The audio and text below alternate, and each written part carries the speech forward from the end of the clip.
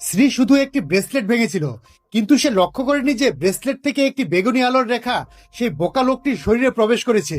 পরের মুহূর্তেই বাড়ির সৌভাগ্যের প্রতীক মানি ট্রি অর্থাৎ টাকার গাছটি হঠাৎ শুকিয়ে গেল। এই অবস্থায়ও শ্রী সমস্যার গুরুত্ব বুঝতে পারল না। লোকটিকে চুক্তিতে স্বাক্ষর করতে বাধ্য করার জন্য সে আরও একটি আংটি ফেলে দিল। বাইরের আকাশ হঠাৎ বজ্রপাতে কেঁপে উঠল। শ্রীর বুকেও হঠাৎ কোনো কারণ ছাড়াই তীব্র ব্যথা অনুভব হলো। এমনকি তাদের কোম্পানির সাপ্লাই চেইনও অভাবনীয় বিপদে পড়ল। তার পুরো পরিবার এখন বিশাল ক্ষতির সম্মুখীন।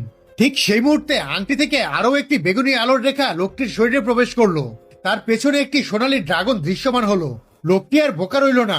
সে তার স্ত্রীকে জানালো যে তার পরিবারের অধিকাংশ সৌভাগ্য ইতিমধ্যেই বিলীন হয়ে গেছে। প্রকৃতপক্ষে লোকটি ছিল একজন শক্তিশালী জাদুকর। 3 বছর আগে এক বৃদ্ধ তাকে একটি টোকেনের মাধ্যমে ডেকে এনেছিল। মৃত্যুর আগে সেই বৃদ্ধ তাকে অনুরোধ করেছিলেন যেন সে তার পরিবারের উপকারের প্রতিদান দিতে 3 বছর তাদের পরিবারকে রক্ষা করে।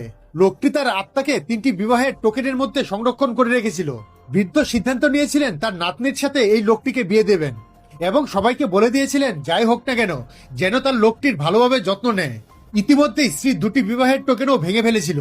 ফলে লোকটি সময়ের আগেই জেগে উঠল এবং আর বোকা রইল না। কিন্তু সেই 3 বছর ধরে লোকটি একেবারে বোকা সেজেছিল। প্রতিদিনই স্ত্রীর পরিবার তাকে অপমান করত। 3 বছরের প্রতিশ্রুতির মেয়াদ শেষ হওয়ার মাত্র একদিন বাকি ছিল। ঠিক তখনই স্ত্রী লোকটিকে তালাক দিতে বাধ্য করলো, কারণ তার প্রথম প্রেমিক বিদেশ থেকে ফিরে এসেছিল। কিন্তু সেই চুক্তি ভঙ্গ করার কারণে স্ত্রীর পরিবারকে বিশাল মূল্য দিতে হচ্ছে।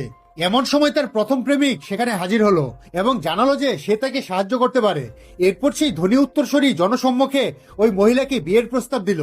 তার বাবা মা সন্তুষ্ট দেখে মহিলাটি ধনী লোকটিকে বিয়ে করতে রাজি হয়ে গেল। এরপর সে শেষ গলার হারটিও ছিঁড়ে ফেললো এবং লোকটিকে সঙ্গে সঙ্গে ঘর থেকে বেরিয়ে যেতে বলল। পরের মুহূর্তে দরজার বাইরের প্রাচীন গাছটির উপর বজ্রপাত হলো। লোকটির আত্মার শেষ অংশটিও তার শরীরে ফিরে এলো। সে মহিলাকে সতর্ক করে বলল খুব শীঘ্রই তার পরিবারের উপর বড় দুর্ভাগ্য নেমে আসবে। কিন্তু কেউ তার কথা বিশ্বাস করলো না। মহিলা হঠাৎ বুঝতে পারলো লোকটি আগের মতো নেই, কিন্তু তবুও সে মনে করলো ডিভোর্স দেওয়াটাই সবচেয়ে সঠিক সিদ্ধান্ত। হঠাৎই পুরো পরিবারের কাছে ফোন কল আসতে শুরু করলো।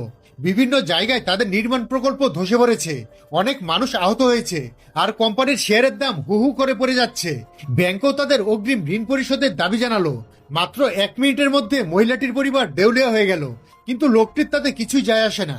সে শান্তভাবে ডিভোর্সের কাগজে সাইন করে দিল।